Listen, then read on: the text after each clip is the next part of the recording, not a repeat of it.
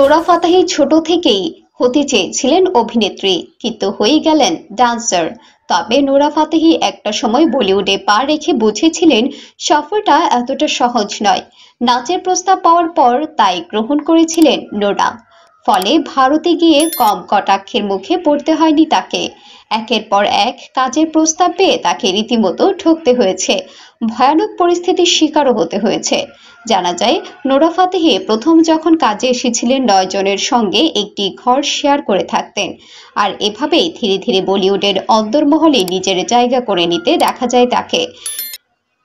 Big বস ৯ সিজনে অংশগ্রহণ করেছিলেন নোরা। প্রিন্স নারুলার সঙ্গে তার রোমান্টিক লিঙ্ক আপ আলোচিত হয়েছিল সেই সময়।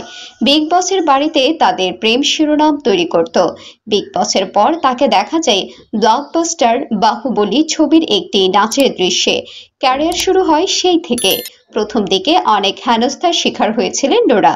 ঠিকমতো হিন্দি বলতে পারতেন না অভিনেত্রী।